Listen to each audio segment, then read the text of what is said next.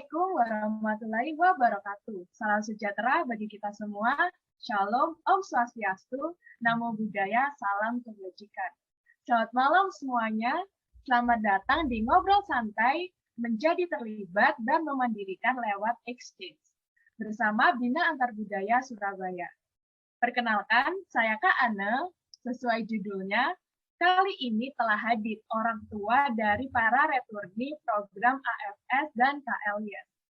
Nah, di sini ini kebudayaan dari chapter manapun di Bina Antar Budaya ya kakak-kakak. Kalau kita tuh manggilnya kakak. Jadi nanti kita bakal manggil speakers kita ini kak. Oke, kita perkenalan terlebih dahulu kali ya. Nah, di sini sudah ada nih Kak Daru Mustikawati, selaku orang tua dari Kak Obit, returni AFS USA tahun 2015-2016. Halo Kak Daru. Oke.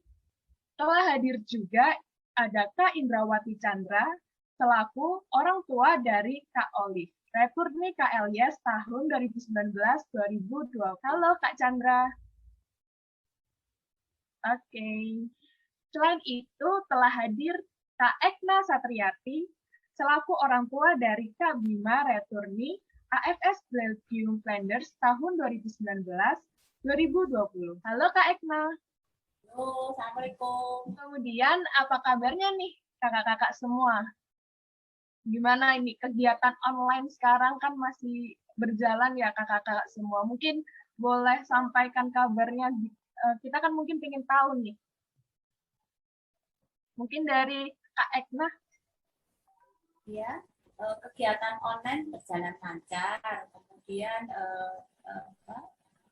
Bima juga sudah mulai mengikuti perkuliahan, namun baru persiapan, ospek dan sebagainya. Baru bulan depan, minggu depan ini perkuliahan baru. Terima kasih. Oke, masih ospek ya dari Kak Bimanya sendiri ya Kak Ekna ya. Oke, mungkin lanjut ke Kak Chandra nih. Apa kabarnya nih sekarang lagi sibuk apa nih Kak Chandra? Ya, kalau Olivia sih sama sih sekarang lagi. Tapi sudah masuk perkuliahan mulai hari Senin itu. Tempo hari PKKBM secara online gitu. PKKMB, keliru, PKKMB seperti itu. Jadi sudah online selama seminggu. Habis itu Senin ini mulai kuliah, jadi mulai sibuk dah. Cuman nggak seminggu full itu kuliah, tidak. Saat ini mungkin kuliah cuma 3 hari, 4 hari dalam seminggu. Seperti itu. Mulai ada aktivitas ya. Lebih sama ya sama tadi Kak Bima, Kak Olive masih mahasiswa baru yang menjalankan ospek di online ini ya Kak Chandra ya? Ya, betul, sama. Ya. Makasih. Kebetulan kan mungkin diterimanya di negeri ya, sama mungkin ya. Iya, benar Kak Chandra. Ya. Oke, terima kasih Kak Chandra buat berbagi ceritanya. Sama-sama kembali.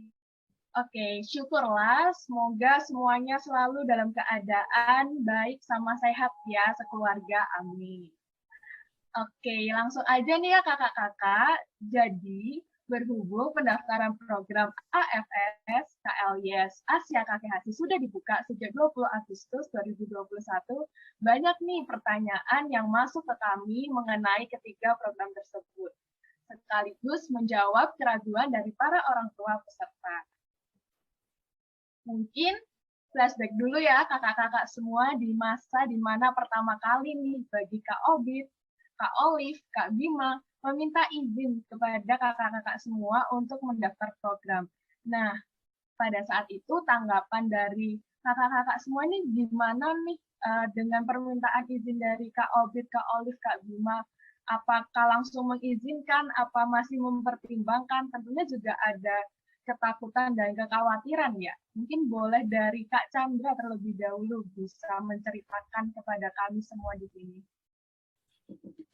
Ya, saat pertama kali Olivia bilang mau ikut program, itu kita langsung, hah? Apa program apa gitu? Kita terus terang pikir programnya itu untuk senang-senang gitu loh, kayak seperti ya kan biasa anak-anak itu studi tour seperti itu. Ternyata setelah dijelaskan programnya bagus seperti itu, saya mulai tertarik. Tapi ada kekhawatiran, apakah Olivia bisa lolos? Tapi karena dari Olivia bilang, saya coba mah nanti gini-gini, ya sudah, akhirnya saya izinkan. Tapi terus terang, saya melihat semangatnya anak itu juga karena programnya bagus. Jadi saya izinkan Olivia untuk ikut seperti itu. Terima kasih untuk Kak Chandra untuk tadi tanggapannya terhadap tadi Kak Olive yang mau mendaftar program. Mungkin itu tadi dari sisi Kak Chandra di program Kak Elia. Sekarang kami coba mencari tahu dari sisi Kak Ekna nih. Kak Bima waktu itu daftar tuh waktu itu gimana nih tanggapan dari Kak Ekna? Mungkin bisa langsung on. Saya senang sekali gitu ya Mbak Anne, karena sebetulnya yang mengenalkan program baik YES, karena Bima ikut 2 kali tes yang YES dengan yang AFS. Jadi ketika YES-nya nggak lolos, begitu tahun berikutnya ikut yang AFS, dan sebetulnya yang mengenalkan program itu dari saya, karena saya semenjak SMA itu sudah mengenal program itu. Tapi kalau zaman dulu kan nggak seperti sekarang ya, butuh perjuangan kalau zaman dulu di era tahun 90-an itu. Jadi ketika itu saya belum bisa karena harus ke Jakarta, maka kemudian program itu saya ikuti terus dan saya kenalkan ke anak saya, dan dia dengan senang hati mendaftar baik YES maupun AFS ini. Demikian. Oke, itu cerita Kak Bima ya. Ternyata juga ada peran Tante yang memberikan saran untuk mengikuti program tersebut ya Tante. Ya. Oke. Mungkin itu dari tadi sisi Kak Ekna ya, tadi yang sebagai orang tua dari Kak Bima. Mungkin dari Kak Daru nih, dari Kak orang tua Kak Obit, mungkin bisa memberikan juga tanggapan berbeda mungkin dari perspektif dari Kak Ekna, juga dari Kak Chandra. Jadi waktu pertama kali anak tante izin gitu mau berangkat program pertukaran pelajar ke Amerika selama kurang lebih 1 tahun, ya otomatis tante kaget sih ya waktu itu. Jadi Obit ini izin mau ke Amerika gitu, ya tante kaget pastinya. Kemudian tante tanyakan ini program apa gitu, siapa penyelenggaranya, kemudian kok lama sekali gitu ya 1 tahun gitu, ngapain aja di sana di Amerika tuh ngapain. Jadi waktu itu Obit tuh kebetulan pengennya ke Amerika gitu ya. Akhirnya tante tanyakan gitu lebih detail gitu, kemudian tante diceritakan siapa penyelenggaranya, kemudian nanti di sana bagaimana gitu ya. Karena tante juga sebagai ibu ya, tante rasa semua ibu merasakan hal yang sama gitu ya. Ketika anaknya izin untuk pergi jauh gitu, pastinya khawatir gitu kan, gimana nanti anakku di sana gitu kan. Nah itu tante tanyakan, kemudian diceritakan, akhirnya ya tante izinkan gitu karena penyelenggaranya pun jelas gitu ya. Kemudian Obit ini juga meyakinkan tante bahwa nantinya di sana semuanya akan aman gitu, karena akan tinggal bersama keluarga gitu. Kemudian akan pergi ke sekolah biasa seperti di Indonesia gitu ya. Kemudian pihak AFS di sana juga akan membantu gitu ya. Kemudian pihak Bina Antar Budaya di Surabaya juga akan membantu. Jadi tante diyakinkan gitu oleh Obit bahwa semuanya akan berjalan dengan lancar kok gitu. Terima kasih. Oke, tadi sudah cerita nih tentang bagaimana kakak-kakak sekalian mengizinkan Kak Bima, Kak Olive, Kak Obit untuk ikut program. Nah, setelah dapat izin tentunya kan Kak Obit, Kak Olive, Kak Bima harus mengikuti berbagai seleksi yang diadakan oleh Bina Antar Budaya. Nah, tahap demi tahap dilalui hingga Kak Obit, Kak Olive, Kak Bima dinyatakan lulus dan dapat mengikuti program pertukaran pelajar ini. Nah, waktu pertama kali nih dapat kabar perasaan kakak-kakak sekalian dari Kak Ekna, Kak Daru, dan Kak Chandra tahu bahwa dapat mengikuti program pertukaran pelajar ini tuh bagaimana? Mungkin kan mulai muncul tuh ketakutan dan kekhawatirannya semakin nyata, dan itu bagaimana cara mengatasinya kalaupun tidak sampai merasakan hal itu tuh kenapa? Mungkin bisa langsung sharing-sharing kakak-kakak sekalian mulai dari Kak Ekna terlebih dahulu mungkin. Silakan. Baik, jadi ketika melihat berbagai tes itu saya juga agak khawatir gitu ya, karena dulu itu kan tesnya dari pagi sampai sore, kemudian juga tidak hanya satu tahap, ada tahap berikutnya, kemudian juga ada yang semacam karantina. Nah, saya agak khawatirnya karena sekolahnya jadi agak proses izin-izin itu ya, tapi saya percaya bahwa anak saya mampulah membagi waktu dan dia saya suruh untuk membuat prioritas gitu. Jadi tetap kalau bisa sih dua-duanya dilakukan karena dua-duanya juga prioritas, yang satu pengalaman di luar sekolah dan yang satu sekolah yang untuk bekal ilmunya secara legalitas gitu. Jadi seperti itu, jadi tetap mensupport saja, misalnya turut mengantar ketika ada tes, menjemputnya karena malam kan beberapa kali itu di Untak, kemudian di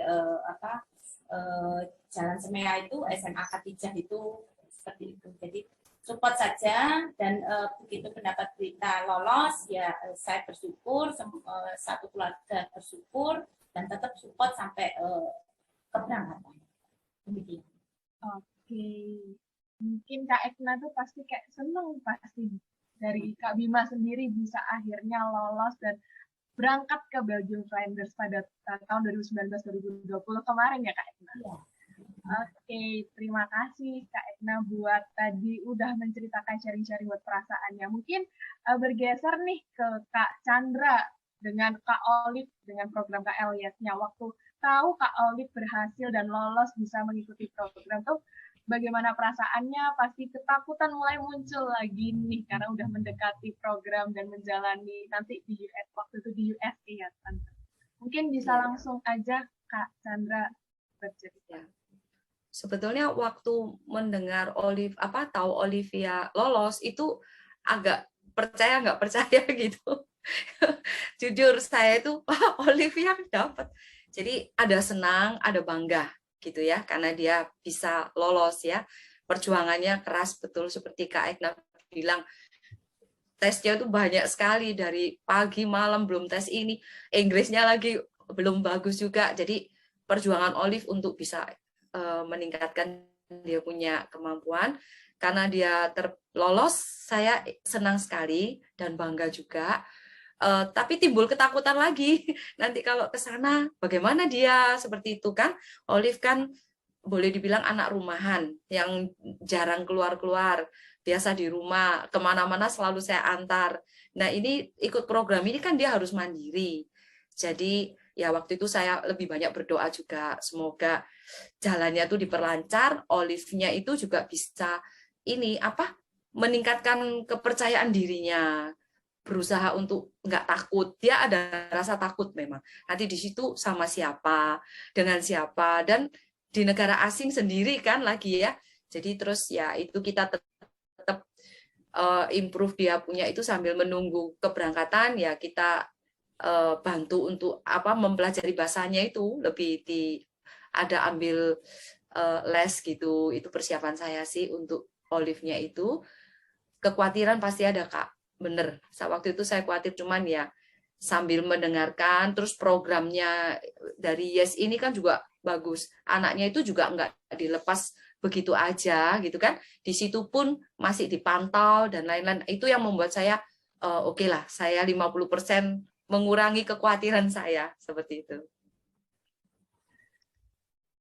Oke, tadi sudah cerita nih tentang perasaan bersyukur, senang akhirnya bisa dinyatakan lolos. Yang kakak-kakak pasti ada ekspektasi atau harapan yang kakak-kakak itu taruh kepada dari Kak Olive, Kak Obit, dari Kak Bima sendiri. Nah itu kira-kira apa itu ekspektasi harapan? Mungkin sebelum dan setelah mengikuti program nih kakak-kakak. Mungkin dari Kak Daru terlebih dahulu boleh langsung menceritakan kepada kami. Harapan setiap ibu pasti menurut saya pasti sama gitu ya. Kalau anaknya izin, pengen ikut ini, pengen ikut itu gitu. Selama itu baik, selama itu hal yang positif. Kita ini sebagai orang tua tugasnya cuma mendukung seperti itu. Saya yakin Bu Ekna dan Bu Chandra sependapat ya dengan saya. Selama itu baik, selama itu menguntungkan, selama itu kita lihat manfaatnya ini akan baik untuk anak kita, itu pasti kita dengan senang hati memberi izin, memberi support sekuat tenaga kita, sepenuh hati kita gitu ya. Nah, harapan saya pribadi waktu itu, waktu Obit izin gitu, yang saya bayangkan adalah, wah anakku nanti di Amerika ini bakal sendirian gitu.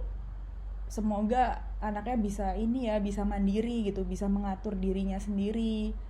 Kemudian bisa tahu nih mana yang baik, mana yang salah, mana yang buruk gitu kan. Bisa mempertimbangkan untuk dirinya sendiri gitu. Nah, di situ saya berharap banyak gitu ya. Anakku ini bisa lebih dewasa, lebih bijaksana gitu. Untuk dirinya sendiri, untuk kehidupan dia beberapa tahun dari waktu itu gitu, untuk menjadi pribadi yang lebih dewasa, lebih baik. Waktu itu harapan saya seperti itu. Oke, setelah mendengar dari Kak Daru nih, dari sisi orang tua Kak Obit, kita dengar dari itu dari program AFS. Mungkin dari sisi Kak Chandra nih, sebagai program Kak Elias, itu kira-kira ekspektasi atau harapan dari sebelum atau setelah Olive mengikuti program itu apa nih? Boleh cerita kepada kami. Ya, kalau sebelumnya itu saya ingin Olivia nanti di situ bisa melakukan programnya dengan bagus dan tidak mempermalukan Indonesia itu, terutama kan adat budaya itu juga saya bilang Olive di sana tetap kita harus tunjukkan sopan santun apa seperti itu. Jadi nggak boleh terbawa arus. Itu saya terapkan ke anak saya supaya oh ini loh Indonesia, kan dia mewakili, dan khususnya untuk sekolahnya juga itu supaya juga nggak mempermalukan gitu ya. Itu harapan saya seperti itu. Saya terapkan tata krama, kejujuran, apa lebih ke kepribadiannya itu. Nah, kalau nanti setelah program, saya sangat berharap Olivia itu agak berbeda lah dari yang awal berangkatnya gitu. Karena dia termasuk anak pemalu, dan memang saya berharap setelah ada program ini dia lebih percaya diri, lebih mandiri, terus wawasannya lebih terbuka, karena di situ dia melihat budaya yang beda ya toh, terus tata cara kehidupan sana yang beda, teknologinya juga sana maju. Jadi biar wawasannya lebih terbuka, biar dia juga nantinya bisa mempengaruhi teman-temannya juga ya. Kebetulan Olivia kan ada berkebutuhan khusus, jadi dia membuat teman-temannya itu tidak merasa oh saya nggak bisa gitu kan. Jadi biar dia menularkan ini pengalamannya seperti itu harapan saya sih. Oke, mungkin terima kasih dari Kak Chandra. Tadi dari perspektif Olive yang mungkin butuh perhatian lebih karena berkebutuhan khusus ya Kak Chandra. Tapi hingga hari ini Olive juga masih bisa membuktikan kepada Kak Chandra dan juga mungkin orang-orang sekitar bahwa apapun itu keadaannya pasti selagi itu bisa dan mampu kerja keras dengan juga konsisten itu pasti bisa ya Kak Chandra. Oke, tadi udah mendengar ekspektasi dan harapan dari orang tua dari program Kak Elias dan program AFS. Nah, ini masih ada hubungannya sama ekspektasi dan harapan nih kakak-kakak sekalian.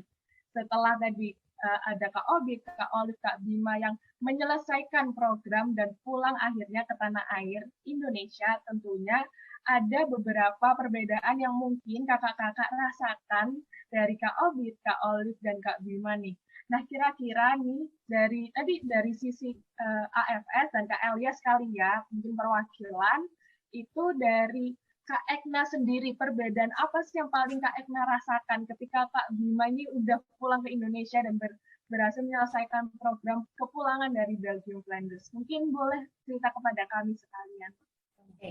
Jadi yang pertama itu lebih percaya diri, kemudian yang kedua lebih mandiri, kemudian yang ketiga ini juga lebih sehat. Jadi kebetulan orang tua angkatnya di Belgia itu adalah pelatih yoga, kemudian juga bapak angkatnya ini adalah musikus. Jadi ketertarikan terhadap seni lebih tinggi yang sebelumnya agak nggak begitu tertarik di itu, tapi kemudian setelah pulang dari sana semakin meningkat ketertarikan terhadap seni musik maupun yoga. Jadi dia ternyata sama di Belgia juga terbiasa yoga, diajari oleh ibu angkatnya di sana, lebih sehat, kemudian lebih pandai memasak karena di sana dia memperkenalkan masakan Indonesia seperti soto, kemudian kare. Saya kirim bumbu beberapa bumbu kering dari Indonesia waktu dia ulang tahun 17 tahun di Belgia, saya kirim, kemudian dia masak di sana dan akhirnya masakannya ini disukai dan akhirnya setiap weekend dia masak di sana dan pulang juga demikian. Akhirnya menjadi suka masak, lebih mandiri, kemudian juga lebih sehat ya, terutama kalau sudah masak itu segala alat-alat dan sebagainya itu dia pisahkan. Jadi betul-betul sudah selama 8 bulan di sana itu betul-betul mindset terhadap kesehatannya berubah. Yang dulunya suka gorengan jadi tidak kayak gitu, jadi lebih sehat gitu ya. Nah, olahraga juga teratur. Nah, saya senang sekali. Jadi ada ini. Kemudian juga penguasaan terhadap bahasa Belandanya menjadi sangat baik gitu karena dia menggunakan bahasa Belanda di sana. Jadi dia membiasakan beberapa waktu seminggu sekali itu ngobrol dengan teman-teman sekolahnya di Belgia, Flanders. Kemudian juga kita sampai sekarang masih kalau misalnya Natal atau Tahun Baru itu kita pakai Zoom dengan orang tua angkatnya di sana. Sampai hari ini kami masih melakukan itu dengan menjaga hubungan itu sampai sekarang. Oke, cerita yang menarik nih dari Kak Bima yang selama kurang lebih 8 bulan dia Kak Ekna udah terpengaruh dari musik kesukaan pada musik, olahraga tadi cerita host family juga suka olahraga, terus bahasa Belandanya juga semakin terlatih karena kan juga di sana waktu itu pasti kesehariannya dengan bahasa Belanda. Tentunya juga bisa membantu Kak Ekna nih masak-masak nih setelah kepulangan dari program. Mungkin itu yang dirasakan dari Kak Ekna, dari Kak Bima sendiri kepulangannya dari Belgia Flanders. Mungkin cerita dari Kak Chandra nih dari sisi program Kak Elias. Dari sisi Olive ini bagaimana ya Kak Chandra setelah kepulangan dari program? Mungkin bisa cerita kepada kami. Kalau Olivia juga pulangnya beda banget sih dengan Olivianya yang dulu berangkat. Pulangnya dia lebih percaya diri, itu juga mandiri. Kalau dulu kadang-kadang tidur masih minta sama saya di kamar gitu, sekarang tidak mau. Dia punya kamar sendiri, semuanya sendiri. Jadi saya merasa beda sekali gitu ya. Jadi dia sudah melakukan semuanya sendiri. Waktu di Amerika itu juga dia berangkat sekolah itu jalan kaki sendiri, ada bus yang nanti jemput dia pulang itu juga sendiri. Jadi saya melihat memang betul-betul mandiri gitu ya di situ tuh, dan fasilitas memang ada gitu ya. Terus yang kedua, kebetulan Olivia ini tinggal dengan koordinatornya Yes itu. Jadi sangat ketat sekali dan disiplin gitu. Hampir 2 minggu sekali itu mereka hiking. Itu khawatir sekali ya, hiking kan bagi Olive itu sulit, tapi dia bisa melakukan. Jadi tubuhnya agak kurus sih waktu di situ, tapi kurusnya bukan kurus gimana, tapi kurus padat gitu loh.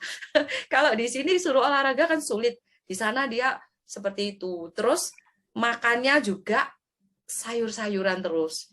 Jadi wortel yang sehat-sehat itu jarang sih, memang betul Kak Ekna bilang nggak sering makan gorengan dan dibiasakan makan di rumah. Juga jarang sekali keluar makan seperti itu. Jadi kerukunannya itu ada. Lalu di sana itu juga setiap sore itu ada kumpul keluarga gitu, berdoa bersama seperti itu. Jadi tiap hari itu dilakukan. Jadi setelahnya itu jadi Olivia lebih ya kerohaniannya lebih bagus. Terus dia juga kesehatannya itu dia badannya juga lebih langsing, lebih bisa sehat. Terus juga dia suka melakukan hal-hal yang sendiri, nggak tergantung sama orang gitu. Kalau dulu sedikit-sedikit gimana ini, kalau sekarang ini gini saya tulungin ya, saya tulung. Nggak usah, saya anu sendiri dulu gitu. Jadi itu perbedaan yang sangat nyata untuk Olivia ya, karena dulunya begitu tergantung, sekarang dia mau lakukan sendiri. Kalaupun nggak bisa dia nggak mau minta tolong, kecuali sampai sudah mentok dia baru ini gimana gitu. Itu yang saya senang dari kepulangannya dia seperti itu. Oke, Ya. makasih nih cerita dari Kak Chandra dari sisi Kak Olive yang menjalankan program KL Yes nih. Nah, tadi sebenarnya kok ditarik benang merahnya nih sama-sama Kak Olive, Kak Bima, dan juga mungkin Kak Obit juga pasti merasakan yang ada semakin mandiri, terus juga semakin tadi juga sama-sama ini ya, kakak-kakak sekalian kayak suka gorengan nih. Ini Iya. kayak baru nih, jadi lebih sehat, lebih produktif juga dengan olahraganya. Tadi juga Kak Olive sendiri ngerasain hiking. Mungkin kalau di Indonesia masih jarang ya untuk hiking gitu ya, Kak Chandra. Oke. Mungkin tadi juga dari sisi, udah perwakilan dari sisi program AFS dan program KLYS. Oke deh, kakak-kakak sekalian, nggak kerasa udah sampai penghujung di ngobrol santai kali ini. Berbagai cerita pengalaman telah kakak-kakak sekalian ceritakan dari tahap pendaftaran, hingga akhirnya Kak Bima, Kak Obit, dan Kak Olive itu kembali ke tanah air tercinta Indonesia. Nah, tentunya itu tadi dari perspektif dari Kak Daru, dari Kak Chandra, dari Kak Edna sebagai orang tua para returni program ini. Oke, sebelum perbincangan ini benar-benar selesai, ada satu hal lagi nih kakak-kakak, terutama mungkin ini agak sensitif bagi sebagian orang ya kakak-kakak, terutama untuk program AFS. Mungkin di luar sana itu banyak orang tua tuh yang berpikir bahwa bertanya-tanya gitu, kan AFS juga perlu mengeluarkan biaya program dan itu nggak sedikit ya kakak-kakak. Nah, kalau boleh tahu nih, kenapa dulu kakak-kakak mungkin terutama ke Kak Ekna dan Kak Daru bersedia membayar untuk si Kak Bima dan Kak Obit ini untuk ikut program AFS ini? Mungkin dari Kak Ekna terlebih dahulu, boleh langsung memberikan kepada kami perspektif waktu akhirnya mau memberikan si Kak Bima ini menjalani program AFS. Ya. Bagi saya program student exchange lewat AFS itu yang berbiaya cukup besar gitu ya, itu bagi saya seimbang ya dengan hasil yang didapatkan ketika pulang, karena pengalaman itu tidak bisa didapat dari sekolah. Sekolah yang legal itu tidak bisa memberikan pengalaman yang luar biasa yang itu akan membekas seumur hidup gitu. Jadi harapan saya sih uang itu bukan penentu daripada hal yang nantinya misalnya dengan kesulitan membayar besar harapan itu, tapi kemudian saya merasakan bagaimana manfaat yang luar biasa bagi anak saya dan cara berpandangnya ke depan. Jadi tidak lagi sempit hanya lokal gitu, tapi sudah memiliki teman secara internasional, kemudian juga sudah berpikiran global bahwa banyak hal yang bisa dilakukan gitu ya untuk sharing pengalaman budaya, mengenalkan budaya melalui masakan dan sebagainya. Dan itu sih bagi saya itu, dan harapannya memang ke depan jika memang dia mau berjuang lagi, dia akan kembali ke sana untuk ya salah satunya mungkin melanjutkan studi yang lebih tinggi lagi di sana, biar bisa ketemu lagi sama orang tua angkatnya yang terjalin sampai saat ini sih hubungannya kami ya. Demikian sih, jadi itu bukan perbandingannya bagi kami, manfaatnya yang kami pikirkan, bukan sekedar nilainya. Terima kasih. Oke, terima kasih buat perspektif dari Kak Ekna yang udah mau berbagi dengan kami untuk bisa memberangkatkan Kak Bima untuk mengikuti program AFS ke Belgia Flanders. Mungkin dari sisi Kak Daru, bagaimana waktu berpikir mau memberangkatkan Kak Obit mengikuti program AFS GSA? Saya sangat setuju sekali dengan pendapat dari Bu Ekna bahwa yang kita lihat ini ya manfaatnya untuk anak kita setelah dia mengikuti program itu seperti apa. memang pengalaman-pengalaman yang dia dapat setelah saya dengar dari ceritanya ya, kemudian saya melihat waktu itu dia pulang tahun 2016, berarti kira-kira 5 tahun yang lalu ya, pas 5 tahun yang lalu. 5 tahun yang lalu itu dia ini selama 5 tahun ini dia tuh sering cerita gitu. Gara-gara ke Amerika tuh ini bahasa Inggrisnya jadi lebih lebih pede gitu, lebih bagus. Kemudian kalau misal presentasi di kampus itu lebih pede juga, merasa lebih luas gitu ya. Kemudian eh, apa ya, lebih mandiri dibanding teman-temannya gitu. Kemudian pandangannya itu juga sangat lebih luas. Saya lihat kalau misal dia lagi webinar gitu ya sama teman-temannya, kemudian ada seminar apa gitu dari kampus, itu saya perhatikan kok cara pembawaan diri, cara ngomongnya ini lebih lebih bagus gitu. Maksudnya bukan lebih bagus ya, seperti beda gitu sama anak saya waktu sebelum berangkat gitu. Jadi saya setuju sekali dengan Bu Ekna bahwa yang saya lihat itu adalah manfaatnya gitu, untuk anak saya, untuk perkembangan gitu ya, perkembangan anak saya gitu. Itu Mbak Ane ya, pendapat dari saya kenapa saya pada akhirnya bersedia gitu ya untuk mengizinkan gitu dan memberangkatkan anak saya, bukan bukan dari materinya atau jumlahnya gitu ya, tapi kita lihat ukurannya adalah manfaat untuk anakku sendiri, seperti itu, untuk masa depannya. Oke, tadi pertanyaan seputar mungkin tuh cukup sensitif, tapi mungkin bisa menjawab keraguan dari para orang tua yang mau mendaftarkan anak-anaknya mengikuti program AFS ini.